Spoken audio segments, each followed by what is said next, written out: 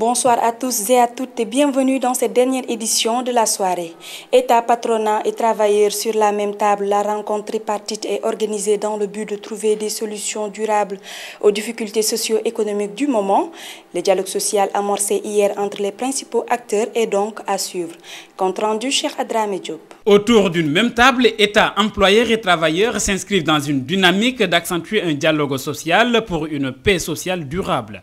Les négociations sont ouvertes hier à la primature sur l'invitation du ministère de la fonction publique, du travail, de l'emploi et des organisations professionnelles. Sur la démarche, nous avons estimé que les 4 premiers points ayant déjà fait l'objet d'un travail préalable et arrêtés par la commission dans laquelle étaient représentés et le patronat, et les travailleurs, et le gouvernement, il était question de discuter de ces points. Sur les 4 points prioritaires s'ajoutent d'autres, ce qui porte à 8 points la plateforme revendicative. Mais toujours est-il, selon Madame le ministre, des dispositions seront prises pour qu'il y ait des solutions durables. À ces 4 points prioritaires se sont ajoutés 4 autres points relatifs au coût du loyer, aux entreprises en difficulté, à la relance des entreprises en difficulté, au règlement des droits des travailleurs des entreprises liquidées et le dernier point relatif à la loi sur la presse, le gouvernement. Donc c'est ça qui a été retenu. Il faut donc saluer l'engagement de toutes les parties prenantes pour, en tout cas, nous puissions trouver une solution durable à tous ces points revendicatifs. Les centrales syndicales qui ont pris part à la rencontre se disent à la fois sceptiques et confiantes, car tout dépend de l'issue que l'État va donner à ces négociations. Tout dépend de l'attitude du gouvernement, tout dépend de l'attitude du patronat. C'est le contenu des propositions et le niveau de satisfaction des revendications qui vont déterminer la suite à donner à notre plan d'action. Selon la tutelle, des rencontres sont prévues le 27 décembre et le 4 janvier prochain. Au même moment, les 18 centrales syndicales ont déposé un préavis de grève pour le 9 janvier prochain. Alors, quel sera l'aboutissement de ces négociations? Wait and see. L'aide publique au développement, les nouvelles tendances sont examinées au Sénégal. La réflexion est initiée par la Fondation Friedrich Ebert. C'est pour le renforcement des capacités des acteurs au développement. Mariam Sissé, compte rendu. Organisé en collaboration avec la Fondation Friedrich Ebert et le GTZ de MEF, un projet assistance conseil au ministère de l'économie et des finances. Cette journée de réflexion avait pour objectif d'informer et de susciter les débats des acteurs non étatiques sur les développements actuels à l'aide publique au développement, une rencontre qui vient à son heure. Malgré toute la bonne volonté et malgré des montants remarquables investis, les résultats de l'aide publique au développement sont mitigés, parfois même loin de nos attentes. Une croissance économique implique pas automatiquement aussi que la pauvreté soit diminuée. Alors, ce n'est pas une automatique, il faut tenir compte de ces aspects quand on pose à une stratégie de croissance économique déjà. Vu la position qu'occupe le Sénégal, 157 sur 177 au rang de la pauvreté, l'Allemagne a jugé nécessaire de lui apporter son soutien. Cette journée d'échange avec les différentes parties prenantes va permettre aux acteurs de développement de discuter autour de ce thème choisi. La chancelière fédérale Angela Merkel a désigné cette rencontre en tant qu'événement majeur dans la voie vers un renforcement du partenariat entre l'Europe et l'Afrique. Et ceci à juste titre. Ce sommet, contrairement à certains jugements discordants, a été un grand succès commun. Dans une atmosphère amicale et constructive, les deux partenaires ont atteint une nouvelle qualité de la coopération avec l'adoption de la stratégie Europe-Afrique et le premier plan d'action. Ce séminaire qui regroupe les bailleurs de fonds, les représentants syndicaux, l'État, entre autres, a servi un cadre de discussion pour la mise en place du plan d'action de prolification de l'aide au bénéfice du Sénégal qui ressort de l'aide publique au développement. Déclaration de Paris. Une école de formation des officiers de la gendarmerie nouvellement implantée au Sénégal. La première promotion a vu les couleurs à l'occasion d'une cérémonie solennelle dite d'adoubement. La formation des 14 élèves officiers va durer 2 ans. Reportage à la caserne générale Mambouna Mafal de Wakam. Amadou Bamba Faye, compte rendu. Élèves officiers de la première promotion, genoux, terre.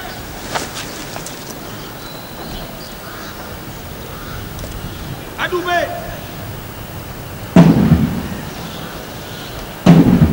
L'acte décisif ainsi posé ouvre aux 14 élèves le chemin de la vocation, celle d'un officier de la gendarmerie. La cérémonie d'adoubement à laquelle viennent de procéder vos anciens marque la fin de la période probatoire à laquelle vous avez été soumis 3 mois durant. Tout au long de cette période, vos capacités d'endurance et de résistance ont été amplement sollicitées. Les vertus de courage, d'abnégation, de sacrifice, de solidarité et d'humilité vous ont été inculquées par vos anciens. Votre vocation a été ainsi confirmée. Nous vous estimons à compter de ce jour dignes d'être des élèves officiers. La nouvelle phase qui commence sera celle de la consolidation des acquis et d'un apprentissage de savoir, de savoir-faire et de savoir-être qui vous permettront d'accéder à l'épaulette.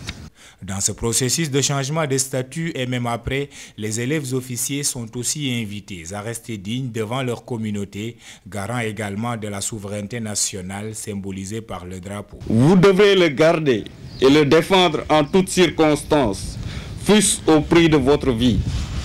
Vous devrez l'honorer. Il rythmera vos heures de travail. Sa montée le matin sera synonyme d'engagement, de résolution au service de l'État. Sa descente le soir signifiera pour vous un examen de conscience après une journée de dur labeur. Le drapeau devra être votre fierté, même dans le concert des nations où sa signification a tendance à être minimisée du fait de la mondialisation. Celle-ci nous donne l'opportunité de réfléchir sur le thème du jour, le drapeau en international. La cérémonie d'adoubement et de présentation du drapeau s'est achevée au rythme d'un défilé devant les autorités militaires civiles invitées à témoigner la première promotion du cours de formation de l'école des officiers de la gendarmerie nationale.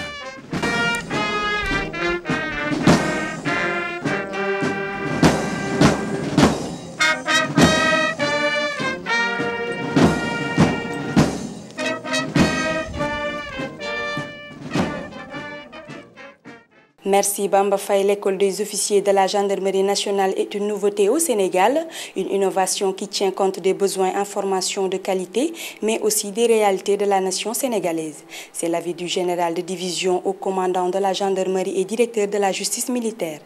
Abdoulaye Fall est au micro de Amadou Bamba Faye.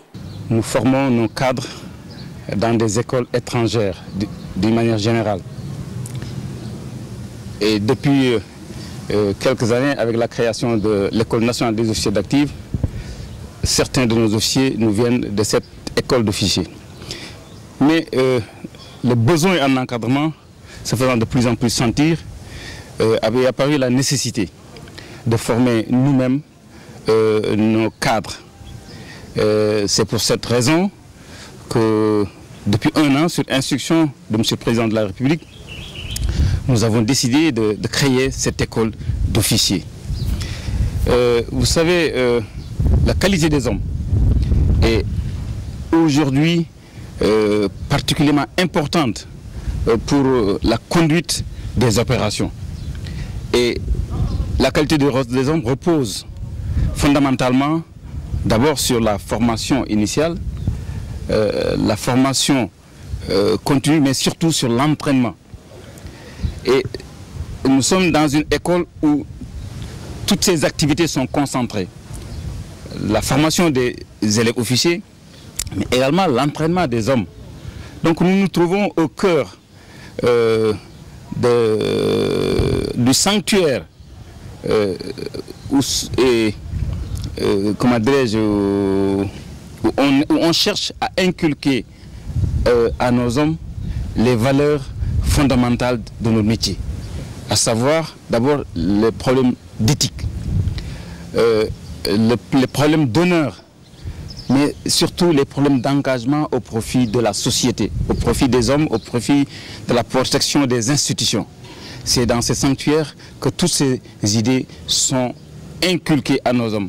Donc, cela, nous ne pouvons pas l'avoir à l'étranger. Il fallait créer cette institution de formation d'école d'officiers pour pouvoir nous-mêmes inculquer à nos hommes, à nos futurs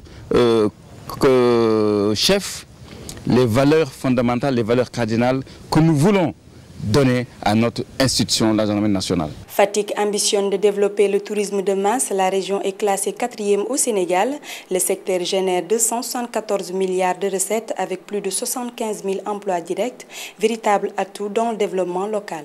Moussa Kidira, compte rendu. Le sous-secteur du tourisme occupe une place privilégiée dans l'économie nationale. Il génère environ 274 milliards de recettes directes par an, avoisinant 4,6% du produit intérieur brut et plus de 75 000 emplois directs. La région de Fatick, qui ambitionne de développer le tourisme de masse pour booster son développement local, arrive en 4e position avec 123 réceptifs pour 4088 lits, ce qui représente 11% des capacités nationales d'hébergement. Il faut ajouter à cela que Fatick est depuis 2005 membre du club des plus belles baies au monde.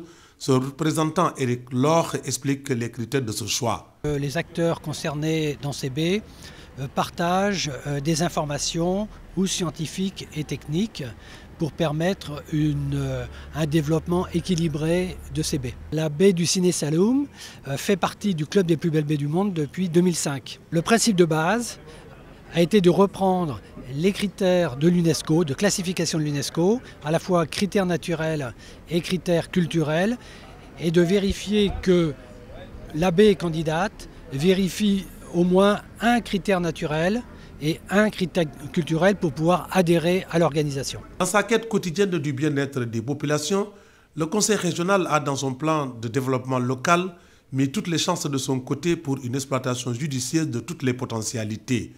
Des assises régionales sont organisées sur la question, auxquelles des partenaires français, italiens et marocains ont pris part. La phase, je dirais, des assises qui est là aujourd'hui, c'est une phase de partage de ces constats et quelque part aussi de construction pour les perspectives à venir. Concrètement, la région Poitou-Charentes a la volonté d'appuyer un certain nombre d'actions qui iront dans le sens de l'écotourisme, c'est-à-dire de la gestion, de la valorisation des ressources naturelles de la région de Fatick. La SAPCO, à qui l'État du Sénégal a confié les aménagements touristiques avec de nouvelles attributions, est représentée par son directeur d'exploitation, Babacar Sy. Nous avons ici un potentiel extrêmement important qui peut accueillir des réceptifs hôteliers, touristiques, qui s'intègrent dans l'environnement, qui sont adaptés au contexte écologique. Je crois que ces assises sont venues à leur heure. Ça coïncide effectivement au moment où nous sommes en train de mener l'étude d'aménagement touristique durable de la zone du Sine Saloum. À présent, l'actualité internationale. Les 27 chefs d'État de l'Union européenne ont signé aujourd'hui à Lisbonne le nouveau traité simplifié. Celui-ci va remplacer la défunte Constitution européenne rejetée par les Français et les Néerlandais en 2005. Rejetée par les Hollandais et les Français, la Constitution européenne réapparaît sous la forme d'un traité. Après des mois de discussion, ils ratifieront le traité simplifié dans un ancien monastère de Lisbonne. La capitale portugaise, théâtre d'une nouvelle étape dans le renforcement des institutions européennes. Des institutions jugées vieillissantes et devant être adaptées avec l'entrée des nouveaux États, notamment ceux d'Europe de l'Est. Mais pour les eurosceptiques, la pilule est amère. Ils voient l'avènement d'un nouveau traité dans la veine du projet de constitution avorté. Le traité de Lisbonne accordera un rôle renforcé au monsieur politique étrangère du continent. Sorte de super-ministre, il sera vice-président de la Commission avec un service diplomatique étoffé. La rotation de présidence tous les 6 mois prendra fin. À la place, un président du Conseil européen sera élu pour 2 ans et demi. Le Parlement européen sera quant à lui légèrement réduit en nombre de députés, mais ses pouvoirs seront renforcés. Et finalement, les États membres seront privés de droit de veto dans certains domaines. Le Royaume-Uni est plutôt critique à l'égard de ce nouveau traité. Pour preuve, le Premier ministre Gordon Brown sera aux abonnés absents lors de la signature officielle. Il le ratifiera, mais plus tard. Un point crucial, car si un seul des 27 États membres s'abstient de le signer, le traité sera mort-né. La plupart des États ont d'ailleurs choisi la voie parlementaire pour statuer sur le texte. Une manière d'éviter de passer par un référendum. Le douloureux souvenir du non en France ou aux Pays-Bas est encore présent dans les esprits. C'est la fin de cette édition. Merci de l'avoir suivi. Passez d'agréables moments en compagnie de nos programmes.